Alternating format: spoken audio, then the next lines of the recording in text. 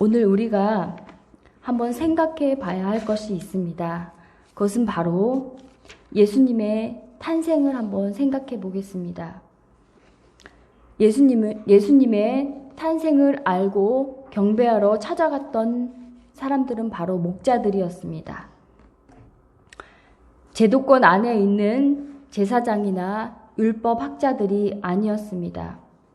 그 당시 공동체에서 소외되고 사람 대접을 받지 못했던 천한 직업이며 가난했던 목자들에게 천사들이 나타나 탄생의 소식을 알려주었습니다. 오늘 본문에 등장하는 부활의 증인으로 등장하는 사람들도 한번 보겠습니다. 예수님의 부활 소식을 처음 들은 사람들은 바로 여자들이었습니다. 법정에서 증인 역할도 할 수 없었던 사람들이었습니다. 여자들 역시 인정받지 못했던 사회적 약자였습니다.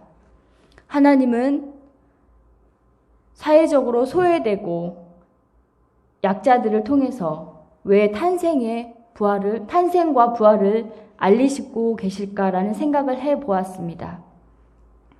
1세기 당시 부활 기사를 조작했다는 그런 설도 있었습니다. 그렇다면 훨씬 더 나은 사람들을 등장시켜서 예수님의 부활을 증거했었을 것입니다. 그러나 하나님의 캐스팅 방법을 보면 사람들의 생각과 이해를 깨부숴버리는 파격적인 섭외를 통해서 예수님의 부활을 증거하고 있습니다. 결코 사람의 정해진 틀 안에서 움직이시고 역사하시는 분이 아님을 우리는 다시금 깨달을 수 있었습니다. 오늘의 제목은 부활의 증인이 되다입니다. 예수님을 찾아갔던 여인들이 부활의 증인이 되어가는 과정을 통해서 은혜를 나누겠습니다. 예수님께서 십자가에 달려 죽으신 후 아리마대 요셉이라는 공의원이 한 번도 장사를 지낸 적이 없는 자신의 가정묘에 예수님의 시신을 정리하였습니다. 곧 안식일이 되기 때문에 시간이 아주 부족했습니다. 보통 이스라엘로 치면 안식일은 금요일 저녁부터 토요일 저녁까지입니다. 이 안식일에는 움직일 수 없었기 때문에 예수님이 돌아가신 후 급하게 모든 것들을 정리해야 했습니다. 그리고 모든 것을 마친 후 돌문으로 막아 놓았습니다. 오늘 본문에 등장하는 여인들은 안식일이 지나고 오늘처럼 일요일인 새벽에 예수님을 만나러 예수님께 향품을 발라드리러 찾아갔습니다. 이들은 그분을 사랑하고 따랐기 때문에 마지막으로 극진하게 향품이라도 발라드리고자 하는 마음이었습니다. 그러나 살아계신 분에게는 전혀 어울리지 않는 섬김이었습니다. 그런 그녀들은 예수님의 부활 소식을 가장 먼저 듣게 되는 축복을 누렸습니다.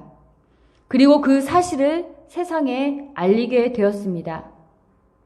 지금 우리가 듣고 있는 이 부활의 소식도 바로 이들에게서 비롯된 것입니다. 그러면 왜 예수님께서 이들을 부활의 목격자로 증인으로 삼아주신 걸까요? 그들에게는 비록 지식은 없었지만 예수님에 대한 식지 않는 사랑이 있었기 때문입니다. 그들이 무덤을 찾은 때를 보십시오. 예수님이 죽으시고 장사된 지 이틀이 지난 때입니다. 죽음이 확정된 때, 보통 사람들은 죽음을 끝이라고 생각합니다. 희망이 없다라고 생각합니다. 소망이 끊어지고 절망의 끝에서 예수님을 찾은 것입니다. 그들은 갈릴리에서 예수님을 따라 예루살렘까지 왔습니다. 그리고 죽음의 끝자락에서 다시 예수님을 찾은 것입니다. 여러분에게는 예수님을 향한 이런 사랑이 있으십니까? 오직 예수님을 뜨겁게 지고지순하게 사랑하는 그 사랑이 바로 부활의 부활을 경험하고 그 기적을 누리는 원동력이 되었습니다. 그런데 예수님을 사랑했지만 그럼에도 불구하고 이 여인들에게 볼 수 있는 가장 큰 실수가 있었습니다. 본문을 살펴보겠습니다. 아마 이 여성들은 예수님의 무덤으로 가면서도 걱정을 했을 것입니다. 매장된 굴을 막아놓은 돌을 옮기는 것 자체가 여자들의 힘으로는 불가능했습니다. 그래서 가면서도 마음이 편치 않았을 것입니다. 그런데 이미 돌은 옮겨져 있었고 예수님은 보이지 않았습니다. 이때 4절에서는 근심했다고 표현했습니다. 그러나 더 정확한 표현은 혼란에 빠진다라고 해석해야 합니다. 예수님의 시신이 없어진 그 상황을 보고 이 여인들은 혼란에 빠졌습니다. 그것은 바로 예수님의 시체가 없었기 때문입니다. 예수님의 부활을 믿지 않고서 죽어 있는 예수님의 시신만 찾았기 때문입니다. 그것의 깊은 원인은 그들에게 했던 예수님의 말씀을 잊어버렸기 때문입니다. 더 원론적으로 말하면 그들의 헌신적인 사랑은 예수님의 말씀을 믿는 믿음을 바탕하고 있지 않았기 때문입니다. 여러분, 사도 바울의 이야기를 잠깐 하겠습니다. 하나님께 열심히 있었던 사울은 자신이 하나님의 아들이라고 하는 그 예수님의 그 신성모독적인 발언을 보면서 예수 믿는 자를 핍박하기 시작했습니다. 그리고 자신이 하는 행동들을 하나님이 기뻐하시는 일이라고 생각했습니다. 그래서 스데반 집사를 돌로 쳐 죽였습니다. 그런데 그것을 아주 마땅하게 여겼습니다. 그것도 모자라서 예수 믿는 자들을 모조리 쓸어버리려고 공문서를 받아서 다메섹으로 가는 중에 부활하신 예수님을 만나게 돼서 그는 깨지게 되었습니다. 그가 가지고 있던 생각들, 하나님을 향한 열심들, 그런 것들을 생각해 보면서 자신이 가지고 있는 방향성이 제대로 된 것이 아님을 그는 절실히 깨달았습니다. 복음, 즉 예수 그리스도의 죽음과 부활을 바탕으로 하지 않는 열심, 헌신, 사랑은 바로 죽은 믿음이나 마찬가지입니다. 혼란스러워하는 이 여인들에게 두 천사가 나타나서 자신들의 실수를 깨닫게 하는 한마디를 해줍니다. 바로 5절입니다.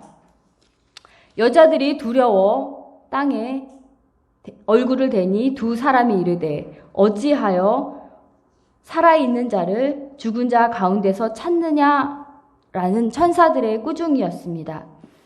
죽은 자인 예수님을 찾는 여인들에게 천사들의 이 말은 마치 망치로 머리를 얻어맞는 듯 했을 것입니다. 오늘 예수님의 부활이 우리에게 의미 있는 것은 죽은 자가 아니라 살아있다는 것입니다. 부활의 첫 열매가 되시며 우리도 부활할 것이라는 것입니다. 여러분, 성경에서 믿는 자들을 표현할 때 항상 살아있는 자로 표현합니다. 아브라함의 하나님, 이삭의 하나님, 야곱의 하나님, 이들은 우리 눈에 죽은 자이지만 하나님은 이들을 산 자로 여기십니다. 그것은 이들을 예수님처럼 부활 생명체로 보시기 때문입니다. 유한한 인간에게 족쇄였던 죽음은 생명 대신 예수님을 가둘 수 없었습니다. 예수님께서는 생명 자체이시기 때문입니다. 지난번 설교를 드릴 때 죽은 나사로의 이야기를 한번 드렸습니다. 죽은 나사로의 사건은 예수님의 부활을 예표한다고 말씀드렸습니다. 나사로의 죽음이 확정된 3일째에 썩어서 소망 없는 나사로를 향해서 예수님은 말씀하셨습니다. 나사로야 나오너라 선포하실 때 그는 바로 무덤을 걸어 나왔습니다. 하나님께서 그 죽은 나사로를 살리셨듯 생명의 주인 되시는 예수님도 하나님께서 살리신 것입니다. 예수님의 부활을 확정하는 여러 증거들 중에 빈 무덤도 있겠지만 가장 큰 증거는 바로 천사들의 증언입니다. 여기서 가장 중요한 단어는 바로 기억입니다. 6절에서는 천사들은 예수님의 그들에게 하셨던 말씀들을 기억하라고 했습니다. 우리 누가복음 24장 6절을 한번 보겠습니다. 여기 계시지 않고 살아나셨느니라. 갈릴리에 계실 때 너희에게 어떻게 말씀하셨는지 기억하라 라고 말씀하셨습니다. 예수님은 누가복음 9장 22절에서 또 이렇게 말씀하셨습니다. 이르시되 인자가 많은 고난을 받고 장로들과 대제사장들과 서기관에게 버림받아 죽음을 당하고 제3일에 살아나야 하리라 하고 라고 말씀하셨습니다. 갈릴리에서 예수님께서 함께 했던 사람들에게 하셨던 말씀입니다. 여러분 24장도 그렇고 누가복음 전체에서 영어로 말하면 must를 많이 사용하고 있습니다. 그것은 반드시 부활해야 한다라고 강하게 강조하고 있는 표현이기 때문입니다. 이 여인들은 예수님의 말씀을 기억해냈습니다. 아, 그렇구나. 맞아. 예수님이 그렇게 말씀하셨어. 그럼 진짜 부활하셨구나. 이 여인들은 생각했습니다. 이제 모든 퍼즐이 맞춰지기 시작했습니다. 예수님은 십자가에서 죽으셨지만 3일 만에 다시 살아나리라는 그 말씀이 성취되는 현장임을 그들은 깨달았습니다. 여기서 우리가 알 수 있는 것은 약속을 이루시는 주님이시라는 것을 배울 수 있습니다. 주님은 자신이 하셨던 말씀대로 부활하셨습니다. 어느 날 갑자기 이루어진 것이 아닙니다. 미리 말씀대로 이루어진 것입니다. 그렇게 하신 목적은 우리는 한 가지 발견할 수 있습니다. 예수님을 만나야 믿는 것이 아니라 그분의 말씀을 믿는 것이 주님을 만나는 길임을 가르쳐 주기 위해서입니다. 여러분, 요한복음 20장에 나오는 도마의 사건을 우리가 함께 나눌 수 있습니다. 누구의 말도 믿지 않는 도마에게 주님은 나타나셔서 자신의 상처에 손을 넣게 하십니다. 그러면서 믿음 없는 자가 되지 말고 믿는 자가 되어라 라고 말씀하셨습니다. 또한 너는 나를 본고로 믿느냐? 보지 못하고 믿는 자들이 복되다 라고 하셨습니다. 즉 확인하고 경험하는 믿음보다 곧 부활에 대한 말씀을 믿는 것이 곧 부활하신 주님을 만나는 유일한 길임을 명백하게 밝히신 것입니다. 그 본보기가 바로 오늘의 이 여인들입니다. 여기서 또 하나의 뜻깊은 메시지가 우리에게 전달됨을 알 수 있습니다. 그것은 장차 이 세상의 모든 일도 그분의 말씀대로 된다는 것입니다. 주님이 가르쳐 주신 모든 것은 진리이며 따라서 주님의 말씀대로 장차 이루어지지 않는 것이 없음을 예수님은 말씀하시는 것입니다. 여러분, 그리고 나서 이 여인들의 반응을 우리는 알 수 있습니다. 누가 시키지도 않았는데 예수님의 부활 소식을 제자들에게 알리고자 했습니다. 그러나 제자들은 그 말을 믿지 않고 집으로 돌아갔습니다. 오히려 허탄한 듯 정신병자처럼 그 여인들을 여겼습니다. 이제 이 여인들에게는 빈 무덤은 더 이상 의미가 없어졌습니다. 무덤가에서 더 이상 슬퍼할 이유가 없어졌습니다. 그 이유는 죽음의 현장이 삶의 현장이 되었기 때문입니다. 예수님이 부활하셨기 때문입니다.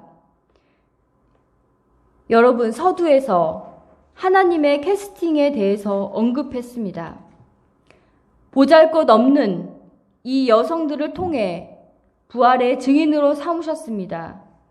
이것은 우리에게도 제시하는 바가 큽니다. 이 여인들은 부족하고 연약한 우리들을 대표합니다. 약하고 부족한 자, 천한 자, 이런 자를 통해서 부활의 증인으로 사용하실 수 있다는 것입니다. 그러나 어떻게 우리가 증인될 수 있는가라는 사실에서 본문의 주인공처럼 예수님의 죽음과 부활을 전한 말씀을 기억하고 그것을 믿는 자가 바로 부활의 증인이 되는 것입니다. 사랑하는 여러분, 우리는 부활을 본 사람이 없습니다. 어떤 모습으로 부활하셨는지 본 사람도 없습니다. 그러나 성경을 믿는 자가 곧 부활을 믿는 자입니다. 부활이 믿어지지 않을 때 우리는 어떻게 해야 하겠습니까? 성경을 봐야 합니다. 그 성경 속에서 압축하면 예수 그리스도입니다. 신구약 성경에서 예수님의 죽음과 부활을 바로 예언해 주셨습니다. 오늘 누가복음 24장 마지막 전체에서 부활을 믿는 거에 대해서 설명해 주십니다. 예수님을 찾아 무덤을 찾아왔던 여인들, 또 엠마오로 가는 두 제자, 그리고 11 제자에게 나타나셔서 공통으로 말씀하신 것이 무엇이냐면 율법과 선지자들의 글, 곧 시편, 구약 성경이 바로 나를 증언하고 있는 책이다. 그리고 그 모든 것이 이루어져야 하리라고 말씀하셨습니다. 그리고 그들의 마음을 열어 성경을 깨닫게 하셨습니다. 이 모든 일에 너희들은 증인이라고 예수님은 직접 말씀하셨습니다. 여러분, 정리하자면 말씀을 믿는 것이 바로 부활을 믿는 것이며 이런 자가 바로 부활의 증인임을 예수님은 오늘 말씀하셨습니다. 함께 기도하시겠습니다.